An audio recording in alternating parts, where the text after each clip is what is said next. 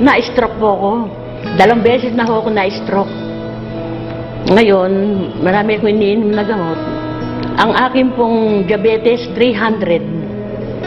Tapos, ang aking high blood, 170, 180, over 100 ang presyon ko. Ang diabetes ko, 300. Tapos may sakit din po ako sa liver. Meron din akong sa kidney, may sakit din ako. At saka may sakit din po ako sa puso. Hindi, take ko po yung mga nervous, yung mga dukpa na yun.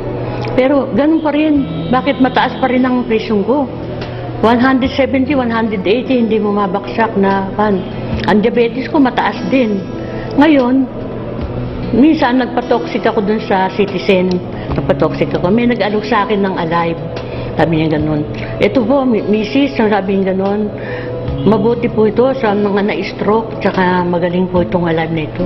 O sige, kukunin ko niya. Magaling ba yan? Sabi niya ganun. Makakalakad pa ako ng gusto, sabi niya ganun. Pipilay-pilay ako sa kaniyaya. Meron akong tungkod, yung tungkod sa stroke. Hindi ako nakakalakad. Tinatake kong once before breakfast, 30 minutes before breakfast. Nung linggo, nagpa-check up ko ng, ngayon, ang presyon ko ngayon, 130 over 80. Tapos, ang diabetes ko ho, dati 300 yun. Tapos, naging 200, naging 100. Ngayon, 120 na lang ang diabetes ko. Pati yung cholesterol ko, dati iniinom ako ng Lipitor. Ang mahal-mahal ng Lipitor, 60 pesos ang isa. Ininom ko yun ng 1 buwan. Ganun pa rin ang aking diabetes. Pero nung nag-take ako ng Alive, ngayon, 110 na lang yung aking cholesterol, humaba. Ganda nga eh. At saka ho, yung Alive, napapansin ko ho, hindi ho ako nag-aalmusal. Magsisimba ako, hindi ako ginugutom. Sabi ko, ba't ako nagugutom dito? Sabi ko, maganda yata itong gamot na ito. Hindi ako nagugutom. Inaabot ako doon hanggang alas 11 ng umaga sa simbahan.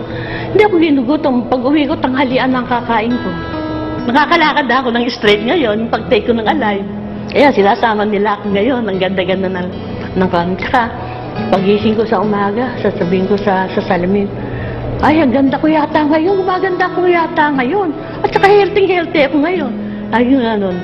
At saka marami nagsasabi sa akin, punta ako sa simbahan, ang ganda mo ngayon, Christy. Alive! Alive! Sabi ko, alive ito, alive.